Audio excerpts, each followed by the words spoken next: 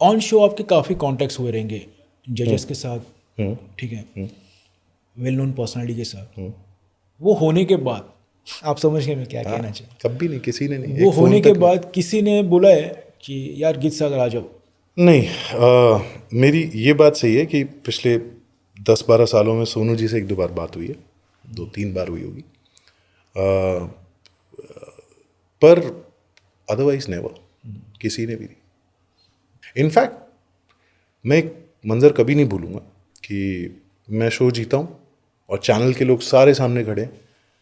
वो तो एक आए थे मुझे कॉन्ग्रेचुलेट करने, क्योंकि no one came to even congratulate me because they wanted maybe someone else to win, पर वोटिंग आप मेरे को आ जजेस की गई। बात कर रहे हो क्या? नहीं नहीं नहीं, मैं चैनल की बात कर रहा हूँ। अच्छा। No one came to even congratulate. मैं नहीं भूलूंगा वो कभी। कुछ बार ऐसा होता है ना कि आप जीत तो जाते हो, पर हर्ट्स, मुझे ये लगता है कि ये कैसी जीत है यार, इट हर्ट्स एक्चुअली। ये कैसी जीत है, ऐसी जीत थोड़ी चाहिए थी। आप जाके यूट्यूब पे मेरे वीडियोस देखिएगा एक्स फैक्टर के, नीचे गालियां और गंदे कमेंट्स भरे पड़े, किसको दिए गए वो? मुझे दिए गए। वाई? मैं तो खुद ही ऑनेस्टली कह रहा हूँ कि मैं कोई बेस्ट सिंगर नहीं था, मेरे से बेटर सिंगर्स भी थे, पर बहुत सारी बातें जो ऑडियंस तक कभी नहीं बताई गई। I was going through a vocal issue उस एक्स फैक्टर के दौरान।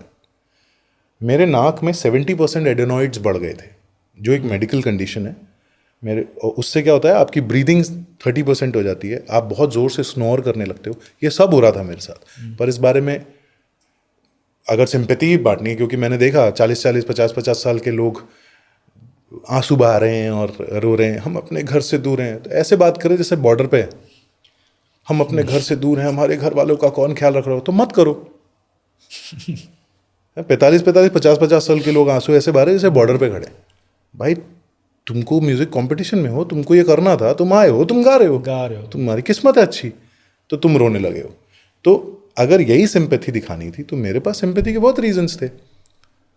डॉक्टर भार्गव हैं बैंड्रा में, जिनके पास मेरे को 2 बार उनको ले जाना पड़ा दिखाने के लिए, क्योंकि मेरे को ये इशू हो रहा था, मेरी स्नोरिंग बढ़ी हुई थी, मेरी ब्रीदिंग नहीं प्रॉपर हो रही थी। ये सारी बातें क्या टीम को पता नहीं होंगी? पर क्यों नहीं दिखाया गया कभी? फिर दिखा दो, ये भी दिखाओ ना, मुझे भी सिंपैथी चाहिए फिर तो, क्योंकि गाली तो मिल रही है बराबर। तो ये सब हुआ, पर इसने मुझे सिखाया। मैं एक बात बहुत ऑनेस्टली बोलता हूँ, over the period of time मुझे ये रियलाइज हुआ, या तो मैं इससे बिटर हो सकता, या मैं ये समझ सकता हूँ कि दुनिया ऐसी है भाई। लोगों के अपने फेवरेट्स थे, ऑफकोर्स वो अपने फेवरेट को जीतते देखना चाहते हैं। ये जो खराब कमेंट्स हो रहे हैं वो मेरे खराब गाने पे हो रहे हैं। ऐसा नहीं है कि मैं बहुत एकदम मोहम्मद रफ़ी लेवल का गा रहा था और मेरे को कोई गलत बोल रहा था, नहीं, मैं गा भी खराब ही रहा था। मुझसे अच्छे गाने वाले थे, निर्मिति ग्रुप था, सजदा सिस्टर्स थे, पीयूष कपूर था, तो बिल्कुल मतलब एक से एक लोग थे यार। मंजीरा गांगुली थी जो पहले ही, तो सबसे पहले वो आउट हुई मंजीरा, टॉप 13 या टॉप 12 में से। इतना बढ़िया गाती थी मंजीरा। तो पब्लिक क्या देख के वोट करती है?